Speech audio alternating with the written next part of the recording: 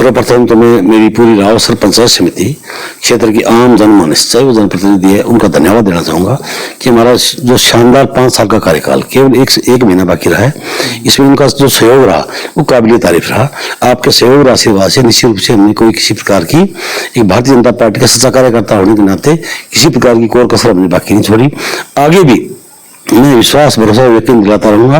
निरंतर भारतीय जनता पार्टी के कार्यकर्ताओं की टीम आप सबके आशीर्वाद से इससे बढ़कर के ही अनेक विकास के काम कराने का समय प्रयास करेगी।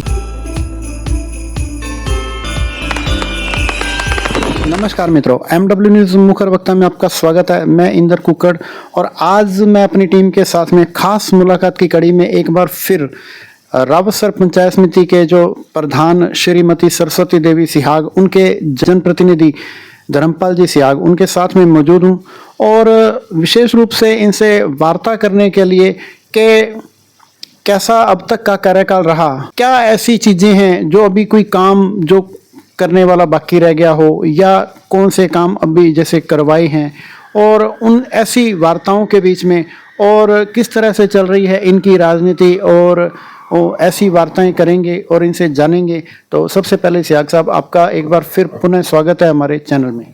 धन्यवाद इंद्र जी कुक्कड़ साहब, आप पधारे, आपका स्वागत अभिनंदन। और आपके जो अपने मुख्य वक्ता जो चैनल है उसके समस्त सूचकों का आपके चैनल के जरिए जिला हनुमानगढ़ के सभी हमारे जो बंधु हैं उन सभी का बहुत बहुत धन्यवाद और स्वागत अभिनंदन आभार। बहुत बहुत धन्यवाद। तो बात करूंगा सिहाग साहब के आपका जो कार्यकाल है काफ़ी अच्छा भी रहा है और जितने भी जैसे पंचायत समिति के सारे जो सरपंच प्रतिनिधि हैं चाहे सरपंच हैं, सभी कहीं ना कहीं आपसे संतुष्ट नज़र आते हैं। क्या कहना चाहेंगे आप इस बारे में कि किस तरह से उनका सपोर्ट आपको मिल रहा है? बिल्कुल शानदार समर्थन मिल रहा है, चाहे प्रशासनिक अधिकारीगण हैं और चाहे हमारे जनप्रतिनिधिगण हैं, चाहे मेरी पंचायत समिति के सदस्यगण हैं और चाहे इलाके की ग्राम पंचायतों के सरपंचगण हैं। सभी के साथ एकदम शांतिपूर्वक सौहार्दपूर्ण एक टीम भावना से काम करते हैं। मिलजुल के काम करने से ही विकास मुमकिन है। और बात करूँ मैं विकास की तो निश्चित रूप से मैं आपके चैनल के जरिए ये दावे के साथ कहना चाहूँगा कि मेरे से पहले, मेरी धर्मपत्नी से पहले रावसर पंचायत समिति के 2 प्रधान और भी बने थे। माननीय रतिराम जी खालिया साहब की धर्मपत्नी थी और इमलाल जी की धर्मपत्नी भी प्रधान बनी थी। तो मैं आपको गारंटी से कहूँगा इन दोनों ने आज तक पंचायत समिति कोटे से हमारी पंचायत समिति पूरे इलाके में रावसर और पल्लू दोनों तहसीलों के अंदर इतना बजट कभी भी खर्च नहीं हुआ। ये जो बजट आने का कारण है ये माननीय नरेंद्र मोदी जी की, माननीय भजन लाल जी की, भारतीय जनता पार्टी की सरकार की रीति और नीति जिस प्रकार से है कि ग्रामीण पृष्ठभूमि को विकास से जोड़ा जाए। आप देखते जाओ, कभी ग्राम पंचायतों में कल्पना की थी क्या कि ग्राम पंचायतों में सफाई के लिए स्वीपर भी लगेंगे और ठेके भी होंगे। हर साल हर ग्राम पंचायत को मिनिमम 5 या 7 या 10 उसकी आबादी और पॉपुलेशन के बेस से केंद्र सरकार के जरिए, राज्य सरकार के जरिए ग्राम पंचायत फंड आने लग गया है और सफाई भी होने लगी है। जहाँ जहाँ जरूरत थी, जो लोगों ने, हमारे ग्रामीण बंधुओं ने जिस चीज़ की डिमांड हमसे की, चाहे वो हमारे अभिषेक जी मटोरिया साहब है, चाहे हमारे पूर्व MLA धर्मेंद्र जी मोची साहब है, चाहे हमारी सब खुद की विजिट हुई हो, चाहे हमारे पंचायत समिति के सदस्य, चाहे ग्राम पंचायतों के मार्फत प्रस्ताव आए हो, हमने निश्चित रूप से उनका निराकरण करने का समय प्रयास किया है। जितनी भी हमारी डिक्लेरेशन की हुई है आगामी इलेक्शन से पहले और अभी बहुत जल्दी जो FS बाकी है, फाइनेंशियल सैंक्शन जो बाकी है उसकी स्वीकृतियाँ भी जारी कर दी जाएगी। और मैं ये चाहूँगा 100% विकास तो कभी हो नहीं सकता। ये तो एक आम जनमानस के साथ ये जुड़ा हुआ सब्जेक्ट है। विगत 50-60 सालों में हर जनप्रतिनिधि ने अपने स्तर पर विकास करने का प्रयास किया, हमने उनसे बेहतर करवाने का प्रयास किया। ये मैं निश्चित रूप से दावे से कह सकता हूँ। आगे भी अनेकों काम ये तो 20-30-50 साल, सैकड़ों साल तक विकास के काम तो चलते रहेंगे और जन समस्याएं भी हर बार आती रहेगी। आज चाहे जयपुर ले लो, चाहे और बड़े महानगर ले लो, समस्या तो वहीं भी है भाई। यहाँ करोड़ों रुपए का बजट हर साल वहाँ पे भी खर्च हो रहा है। कहीं नालियाँ टूट गई है, कहीं सड़कें टूट गई है, कहीं उनको विस्तार देना है और ऐसी बातें गाँवों में तो भी मैं ये कहूँगा कि इन 10 सालों में 10-11 सालों में मोदी जी के आने के बाद विकास नाम की चीज़ की अगर शुरुआत हुई है तो माननीय नरेंद्र मोदी जी की सोच, क्योंकि वो गांव से जुड़े हुए और ज़मीन से जुड़े हुए एक साधारण परिवार में जन्मे, जो जिन्होंने गरीबी को बारीकी से देखा है, सब बात को समझने वाली व्यक्ति, जब दुनिया के महानतम प्रधानमंत्रियों में उनकी काउंटिंग हुई, माननीय नरेंद्र मोदी जी के कारण ही सब कुछ मुमकिन हुआ है। ये भी मैं आपको दावे के साथ कहता हूँ। ये तो रही बात विकास की, लेकिन कहते हैं कि जो कमियां हैं, बात अगर उसकी करें तो ऐसी कौन सी चीज़ अभी खटक रही है? बात अपने जैसे रावतसर पंचायत समिति की करें तो इस पंचायत समिति में अभी आपको किस तरह की मुसीबतों का सामना करना पड़ रहा है और क्या ऐसी चीज़ें हैं जो आपके दिमाग में खटक रही हैं? नहीं, ऐसी कोई बातें नहीं है, पर मैं चाहकर भी अनेकों अनेक विकास कार्य नहीं करवा पाया, यही बात खटक रही है। बाकी कोई किसी प्रकार की कमी त्रुटि नहीं है। फाइनेंशियल बजट, जो बजट चाहे एसएफसी का हो चाहे एफएफसी का हो, सीमित मात्रा में आबादी की जनसंख्या के हिसाब से ही मिलता है, जो कि ऑल ओवर इंडिया के अंदर, ऑल ओवर स्टेट के अंदर हर ग्राम पल्लू तहसील मुख्यालय है, पर पल्लू तहसील मुख्यालय होने का मतलब ये नहीं है कि पल्लू गांव को स्पेशल बजट आवंटन कर दिया जाए। आज पल्लू के अंदर खेल मैदान की बहुत बड़ी कमी है। यहाँ पे मैं तो ये चाहूँगा राज्य सरकार अपने विशेष कोटे को, तहसील मुख्यालय भी है, यहाँ पे जवाहर नवोदय विद्यालय भी है, 7-8 डिग्री कॉलेज भी हैं, 20 से अधिक +2 और सेकेंडरी स्कूल और प्राइमरी स्कूल भी है। कम से कम 20-25 हज़ार बच्चे हमारे इस गांव के अंदर इलाके के गांव से पढ़ने के लिए आते हैं, तो एक बहुत बड़ी संख्या है। तो राज्य सरकार से भी मैं अपेक्षा करूंगा और हमने हमारे स्तर पर मांग भी कर रखी है, तो यहाँ पे खेल मैदान के रूप में एक शानदार खेल मैदान विकसित हो, ताकि युवाओं का स्वास्थ्य का भी ध्यान रखा जाए और युवा खेल से भी जुड़े, और युवा ये गंदी आदतें जो है आज अफीम, चिट्टा, पोस्त, गोलियाँ खाते हैं, एमडी खाते हैं, निश्चित रूप से वो खेल मैदान में अगर जुड़ जाएंगे तो इन बुराइयों से हजार कोस दूर चले जाएंगे। उनके पास जब भी समय होगा वो या तो अध्ययन करेंगे, अध्ययन के पश्चात अगर वो फ्री होते हैं तो मानसिक रूप से अपने आप को रिलैक्सेशन देने के लिए, बॉडी को हेल्दी रखने के लिए स्वतः ही वो खेल ग्राउंड है, वो खेल मैदान में बच्चों को आकर्षित करेगा और उनको लेकर के जाएगा। तो इससे हमारे देश का, हमारे इलाके का सर्वांगीण विकास हो, युवा बचेगा, देश बचेगा। तो जैसे अभी आपने युवाओं की बात कर ही ली है, तो युवाओं की जैसे आमतौर पर आजकल के जो बच्चे हैं वो कहीं ना कहीं नशे की गिरफ्त में या असामाजिक तत्वों से जुड़ भी रहे हैं।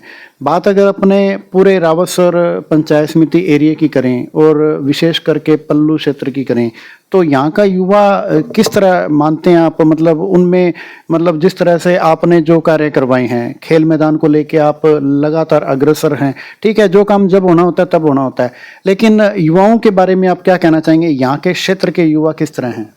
देखो, हमारा जिला हरियाणा और पंजाब स्टेट के सीमावर्ती जिला है। निश्चित रूप से पंजाब के अंदर और हरियाणा में आबादी घनत्व बड़ा, पॉपुलेशन जो डेंसिटी बड़ी है, और वहाँ पे इस प्रकार की बुराइयाँ युवाओं में जो आई है वो उसका असर हमारे जिले पे पड़ा है। हमारे जिले पे पड़ा है तो निश्चित रूप से मेरी रावतसर तहसील और पल्लू तहसील के ऊपर ही पड़ा है। पर मैं धन्यवाद देना चाहूँगा हमारे जिले की पुलिस को, निरंतर वो गैंगवार को भी कंट्रोल कर रही है ताकि क्राइम न बढ़े, और हमेशा चाहे पोस्त है, अमल है, अफीम है, जो कुछ भी है, ड्रग्स वगैरह, वो निरंतर वो पकड़ भी रहे हैं। पर मैं एक बात आम जन से साझा करना चाहूँगा, अकेली पुलिस सब कुछ नहीं कर सकती। पुलिस को आम जनमानस का सहयोग बहुत अपेक्षित रहता है।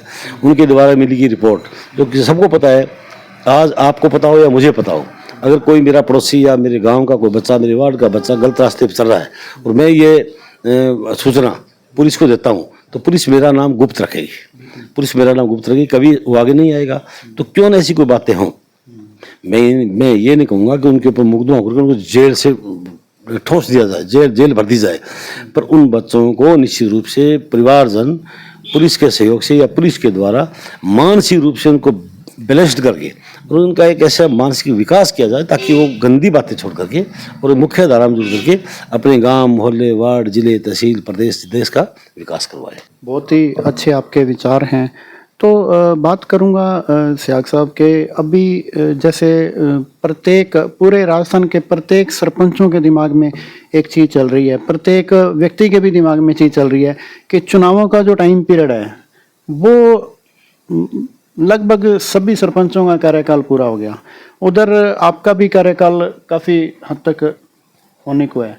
तो ये चुनावी प्रक्रिया में क्या लग रहा है आपको कि चुनाव कब तक होने की संभावनाएं हैं? अब जैसे आप पार्टी के विशेष कार्यकर्ता हैं, मुख्य कार्यकर्ता हैं, तो उस नाते क्योंकि आपके नेचुरल है कि जिस लेवल का जो राजनेता होगा उस लेवल के उसके संपर्क क्षेत्र भी हैं, तो आपका संपर्क क्षेत्र भी काफ़ी ऊंचाई तक है, तो इसके बारे में आप क्या बताना चाहेंगे जी? आज ग्रामीण पृष्ठभूमि में आम नागरिक और जनप्रतिनिधि सभी जागरूक है। मीडिया के जरिए, सोशल मीडिया के जरिए, प्रिंट मीडिया, इलेक्ट्रॉनिक मीडिया के जरिए मोटी मोटी बातें सबके सामने आ जाती है। ओबीसी आयोग के कारण कुछ विलम्ब हो रहा है।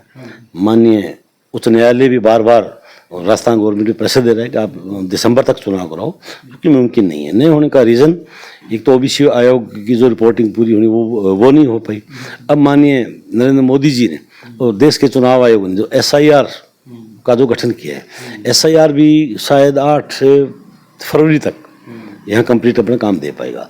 उसके बाद बच्चों की, मेरे व्यक्तिगत सोच है, उसके बाद बच्चों के एग्जाम आ जाएंगे मार्च अप्रैल के अंदर। तो अप्रैल के बाद ही मैं मानता हूँ कि मई और जून के आसपास, मई के आसपास ही इलेक्शन पंचायत राज के होने की पूरी संभावना है। पंचायतों का पुनर्गठन भी बाकी है, अभी पंचायत समितियां भी बननी बाकी है, अभी ग्राम पंचायतें भी बननी बाकी है। तो ये चीज़ें निश्चित रूप से विलम्ब होने का कारण ये है। बाकी सरकार की मंशा साफ है, सरकार तो बहुत जल्दी ये चुनाव कराना चाह रही है। और हमारा कार्यकाल की बात करूं तो 10 दिसंबर तक तो हमारा कार्यकाल अभी है ऑलरेडी, करीब एक महीना पड़ा है। और हमारी जो सरपंचों का कार्यकाल पूरा हुआ तो 1 साल हो गया। अब राज्य सरकार प्रधानों के बारे में या पंचायत समितियों के बारे में एक्सटेंशन करेगी या प्रशासक लगाएगी, क्या करेगी, या इन्हीं बाकी प्रधान संघ की तो डिमांड ये है कि जिस प्रकार से सरपंचों का कार्यकाल बढ़ा है, बेशक 2 महीने का बढ़े, 1 का बढ़े, 4 का बढ़े, उसी तर्ज के अंदर ये पूरे प्रधान संघ राजस्थान ने ये डिमांड भी किया राज्य सरकार से कि सरपंचों के प्रशासक लगाने के अनुसार उसी रूल के तहत जिला प्रमुख और पंचायत समिति प्रधानों का भी कार्यकाल अपने बढ़ा करके और उनको प्रशासक वहाँ पे नियुक्त किया जाए। इस प्रकार की मंशा है। जब भी चुनाव होते हैं, चाहे मई जून में होते हैं या उससे पहले होते हैं, जैसे भी होते हैं, तो क्या लगता है आपको कि ये चुनाव पंचायती राज, नगर पालिका, नगर परिषद सारे इकट्ठे होंगे या उसमें भी कोई संभावनाएं कम है? एक चुनाव, एक देश एक चुनाव, इस सोच के ऊपर भारतीय जनता पार्टी देश और प्रदेश में काम कर रही है। तो निश्चित रूप से माननीय भजन लाल जी शर्मा साहब और हमारे पंचायती राज मंत्री मदन दिलावर जी और चुनाव आयोग सब मिलजुल करके ग्राम पंचायतों का एक साथ पूरे प्रदेश के अंदर, पीछे की सरकार ने कोरोना के बहाने से जिस प्रकार से ये गड़बड़ियाँ की अपने व्यक्तिगत लाभ लेने के लिए, हर 6 महीने बाद चुनाव, हर 6 महीने बाद चुनाव, 3 साल तक चुनाव चलते रहे। यही कारण है आज भी काफ़ी पंचायतों का 1 साल का कार्यकाल पड़ा है और कुछ का 1 साल पहले कंप्लीट हो चुका। मैं ये चाहूँगा कांग्रेस सरकार की गलत नीतियों के कारण ऐसा कुछ हुआ था। अगर कोरोना के अंदर भी अगर मात्र 2-5 दिन के, 10 दिन के, 15 दिन के गैप से अगर जिले वाइज अगर इलेक्शन करवाते तो मुमकिन था। ये सारा सत्यानाश कांग्रेस का किया हुआ है, जिसको सुधारने में समय लगेगा। अब सरकार की मंशा ये है कि एक प्रदेश एक चुनाव, चाहे नगर पालिका चाहे पंचायत राज है। नगर पालिका और पंचायत राज के चुनाव भी साथ साथ करवाएंगे। अरे ये होने भी चाहिए। मैं तो ये चाहता हूँ, मोदी जी ने एक बार देश के तमाम प्रतिपक्ष से ये आग्रह भी किया था, पार्लियामेंट में बात भी चली थी कि पूरे देश में एक साथ चुनाव होने चाहिए, चाहे लोकसभा के हैं, चाहे आपके विधानसभा के हैं, चाहे अपने नगर पालिका के हैं, चाहे पंचायती राज की, ताकि 5 साल जो भी चुन के आए वो बेफिक्र होकर के कुछ भी काम करे, निरंतर काम करे, विकास के लिए काम करे, देश के लिए काम करे और दुनिया के अंदर देश वापिस अपनी पहचान बनाए और एक शक्तिशाली देश के रूप में उभरे। इस प्रकार की मंशा मोदी जी रखते हैं। पर अपोजिशन के लोग पता नहीं क्यों इस एक अच्छी बात को क्यों नहीं जोड़ रहे, क्योंकि अब जब एक साथ चुनाव हो जाएंगे, आज हर 2 महीने, 3 महीने, 4 महीने बाद पूरे ऑल ओवर इंडिया में किसी न किसी स्टेट में इलेक्शन होते हैं। तो सम्मानीय मोदी जी कहीं भी कुछ कभी भी बोलते हैं तो उन पे एक आक्षेप निश्चित रूप से विपक्ष लगाता है कि फलां प्रदेश के अंदर इलेक्शन होने वाले हैं, उन लोगों को प्रभावित करने के लिए मोदी जी ने ऐसा कहा है। तो कम से कम इन बातों का ब्रेक भी लगे। काम को गति देने के लिए एक देश एक चुनाव, नहीं तो एक राज्य एक चुनाव, अगर ये संभव हो जाता है तो विकास की गंगा ज़्यादा बहेगी। बात करूं सियाग साहब, जैसे अभी आज बिहार में चुनाव चल रहे हैं, जब जैसे चुनाव की बात चली है तो बिहार के अंदर चुनाव चल रहे हैं, तो यहाँ आपको क्या लगता है इसके अंदर कि जिस तरह से विपक्ष भी काफ़ी अग्रेसिव हो रहा है, तो वहीं पर अपने जो बीजेपी के हैं, अमित शाह जी हैं, नरेंद्र मोदी जी हैं, ये लोग काफ़ी सुधार करने का प्रयास लगातार कर रहे हैं। और हालांकि कहते हैं भी जो भी चुनाव लड़ता है, जो भी जीतता है, उसका ये फर्ज बनता है कि वो विकास की गंगा बहाए। और इस बारे में आप क्या कहना चाहेंगे कि बिहार का क्या रहने की संभावना है? बिहार के अंदर निश्चित रूप से एनडीए सरकार बनाने जा रही है। मोदी जी की नीतियां और एनडीए सरकार की जो नीतियां, इसको देश के आम वर्ग, मध्यम वर्ग और कमजोर वर्ग और जरूरतमंद जो लोग हैं, उन सब ने बारीकी से परख लिया है और वो समर्पित है। वो सिर्फ और सिर्फ एनडीए के प्रतिनिधि को चुनाव में इलेक्शन जिताएगी। मुख्य विपक्षी जो राजनीतिक पार्टी है भारतीय जनता पार्टी, वो कांग्रेस है। जब नेता ही नहीं है, उनकी दिशा भी नहीं है, सोच भी नहीं है, कहाँ बोलते हैं, क्या बोलते हैं। आज इतने बड़े लीडर ऑफ अपोजिशन पद के ऊपर माननीय राहुल गांधी जी बैठे हैं। वोट चोरी आज वहाँ पे बिहार के अंदर आज की डेट इस वक्त वोटिंग चल रही है और 11 को कंप्लीट वोटिंग हो जाएगी, 14 को काउंटिंग है। आज से पहले कल जब राहुल गांधी ने हरियाणा को लेकर के वोट चोरी का ब्लेम जो कांग्रेस फिर चुनाव आयोग पे लगा रहे हैं, मैं तो कहूँगा कतई गलत है। क्योंकि हर बूथ के अंदर, मेरे बूथ के अंदर मेरा एजेंट बैठता है, हम लोग भी वहाँ पे बैठे रहते हैं, लाइन में लगे हुए लोगों को हम चेक करते हैं। कहीं आउट ऑफ स्टेट का, आउट ऑफ अपने ये जिले का कोई अन्य व्यक्ति तो आकर के वोट नहीं दे रहा है। तो जब हर बूथ के ऊपर पार्टी की कार्य, चाहे बीजेपी है, चाहे कांग्रेस है, चाहे समाजवादी, अनेकों दल, चाहे राजद है, चाहे बीएसपी है, जो भी राजनीतिक दल जहाँ जहाँ एक्टिव है, वहाँ उनके वर्कर खुद निगाह रखते हैं। फर्जी वोट को कटवाते हैं, फर्जी वोट को भुगतान नहीं करने देते, फर्जी वोट रे टू रे अपरिहार्य कारण से कहीं रह भी गए, अब पकड़ में आते हैं तो बाकायदा पुलिस को पकड़वाते हैं, उसका वोट भी नहीं डालने देते। तो ये तो एकदम गलत बात है। ये निश्चित रूप से ये रियलिटी है। कुछ लोगों ने अपने फायदे के लिए, जैसे सीमावर्ती हरियाणा के सीमावर्ती स्टेट, चाहे राजस्थान है और चाहे यूपी है, चाहे पंजाब है, तो वहाँ के अड़ोस पड़ोस के कुछ गाँवों के लोग, हो सकता है पंजाब में भी वोट हो और यूपी में भी हो, राजस्थान में हो, और उन्होंने वहाँ पे खेती की है, मजदूरी करने गए, किसी ने उनके वोट बना दिए, तो वो वोट कटने चाहिए। एक देश के अंदर एक नागरिक का एक स्थान पर वोट हो, ताकि एक स्वतंत्र अपने चुनाव हो, चुनावों में झगड़े नहीं हो और एकदम शानदार तरीके से अपने प्रतिनिधि को, चाहे वो छोटे क्षेत्र का प्रतिनिधित्व करे या बड़े क्षेत्र का प्रतिनिधित्व करे, साफ सुथरा इलेक्शन हो, वो तभी मुमकिन होगा। SIR लेकर के आने के लिए मैं केंद्र सरकार का धन्यवाद दूंगा कि नीट एंड क्लीन साफ सुथरा काम होगा। SIR पहली बार नहीं हो रहा है, ये सिर्फ जो कांग्रेस ड्रामे कर रही है भी SIR को के बहाने ये लोग गलत वोट बनाएंगे, ये करेंगे, वो करेंगे। अरे भाई, आपके ज़माने में भी तो हुए थे, पर बीच में अपरिहार्य कारण से गलत हो गए, तो ये कोई मुद्दा नहीं है। अब राहुल गांधी जी यहाँ इंडिया में इनके पास मुद्दा नहीं है। आउट ऑफ कंट्री, देश से बाहर जाके, अमेरिका जाए, ब्रिटेन जाए, यूके गए हैं, कहीं गए हैं, वहाँ पर उन लोगों को जाके देश की बदनामी करने का काम किया है। मोदी जी को भी बदनामी करने की आड़ में और वहाँ से शोर तासीर करने के लिए वो देश की बदनामी करते हैं, जो निंदनीय है। बाकी कितनी बड़ी बात है, 11 साल के अंदर एक नए पैसे का माननीय मोदी जी के ऊपर घोटाले का ब्लेम नहीं लग रहा। और कभी नहीं बोलने वाले प्रधानमंत्री मनमोहन सिंह जी के 10 साल के राज के अंदर कितने बड़े बड़े घोटाले हुए और क्या हुआ, उस पूरे देश ने, दुनिया देखा है। जो अप्रवासी भारतीय है, उन लोगों को शर्म आती थी कि हम हिंदुस्तानी हैं, आज बड़े फ़ख्र से वो कहते हैं भारत माता की जय, और वो ये भी कहते हैं हम इंडियन हैं, हम भारतीय हैं। आज कितना बड़ी ताकत और हौसला मिला उनको। मैं एक छोटा सा उदाहरण दूंगा। अभी कजाकिस्तान के अंदर अपने एक जयपुर का एक बच्चा जो MBBS कर रहा था, तो मैं उस दिन जयपुर गया हुआ था। सतीश जी पूनिया साहब को मिलने उसके परिवारजन आए हुए थे। सतीश जी भाई साहब ने वहाँ कजाकिस्तान भी बात की है, या दिल्ली भी बात की है। उस परिवारजनों को ढाढ़स बताया कि आप निश्चित रूप से कजाकिस्तान जाने में कोई बीमा या पासपोर्ट नहीं बनवाना पड़ता, वीज़ा या पासपोर्ट, आप के परिजन 1 या 2 वहाँ जा सकते हैं। वहाँ पर टीम अच्छा काम कर रही है। फिर भी आपको महसूस लगे कि वहाँ पे ट्रीटमेंट अपने इंडिया की तुलना में या जयपुर की तुलना में अच्छा नहीं है, तो चाहे एयर एम्बुलेंस भेजनी पड़े, मैं विदेश मंत्री महोदय से बात करूंगा और एयर एम्बुलेंस भेज करके बच्चे को यहाँ मंगाना पड़ा तो यहाँ मंगा करके जयपुर में उसका इलाज करवाएंगे।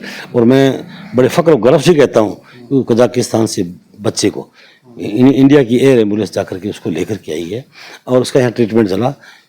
प्रकृति के आगे, परमात्मा का किसका हाथ है, वो उसका जीवन तो नहीं बचा पाए, पर 5-7 दिन जयपुर हॉस्पिटल एडमिट रहा। उस परिवार के प्रति मेरी संवेदना है।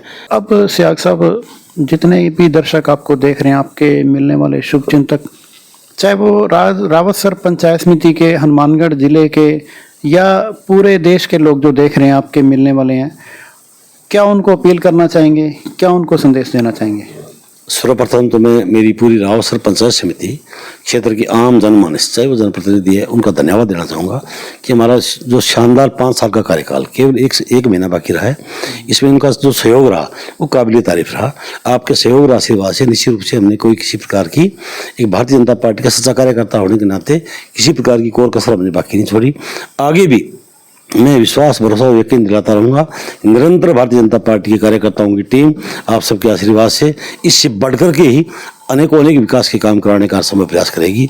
और जिले के सभी हमारे शुभचिंतकों के से भी उनको भी धन्यवाद देना चाहूँगा कि हर मोड़ के ऊपर चाहे मेरे से सीनियर है, चाहे जूनियर है, चाहे मेरे समकक्ष कार्यकर्ता हैं, उन सबका इतना सहयोग रहा जिसकी मैं कौन से शब्दों में उनकी मैं प्रशंसा करूं। मेरी डिक्शनरी में उनके प्रशंसा के लायक शब्द भी नहीं हैं और वो बोलने पड़ेंगे अगर मैं बोलता हूँ तो। हर मोड़ पे प्रशासन का भी ईमानदारी की बात है, चाहे जिला कलेक्टर महोदय है, चाहे एसपी साहब है, चाहे डिप्टी साहब है, एसडी साहब, चाहे हमारे थानेदार जी, तहसीलदार जी, पटवारी, गिरदावर, जो भी अब चाहे कृषि विभाग के, चाहे मेडिकल डिपार्टमेंट के सभी ब्यूरोक्रेट्स ने, ईमानदारी की बात है, जब भी हमने किसी प्रकार का आग्रह किया उन्होंने 101% हमें रिजल्ट देने का सम प्रयास किया। तो आपके चैनल के जरिए उनको भी मैं धन्यवाद देना चाहूँगा। क्षेत्र की जनता से ये अपील है कि भविष्य में भी आप हमारी भारतीय जनता पार्टी परिवार के ऊपर विश्वास कीजिए। भारतीय जनता पार्टी का कार्यकर्ता आपके साथ कंधे से कंधा मिलाकर दुख और सुख में निरंतर खड़ा रहेगा। इसी आशा और विश्वास के साथ आपका इंद्र जी मेरे निवास पर माँ बरवाणी की पावन धरा पर धार्मिक नगरी में पधारने पर आपका कोटि कोटि आभार और धन्यवाद। तो ये हैं धर्मपाल जी सियाग, जो कि रावतसर पंचायत समिति की प्रधान श्रीमती सरस्वती देवी सियाग के जनप्रतिनिधि हैं और जिन्होंने अनेक बातों पर विचार किया है। पूरी वार्ता को अवश्य देखिएगा जरूर और सुनिएगा जरूर। और उसके बाद में एक विशेष निवेदन कि चैनल को सब्सक्राइब और चैनल को लाइक और शेयर अवश्य करें और इसी तरह से हमारे चैनल को देखते रहें। ठीक है जी। MW न्यूज़ मुखर वक्ता में समय देने के लिए धन्यवाद, बहुत बहुत धन्यवाद।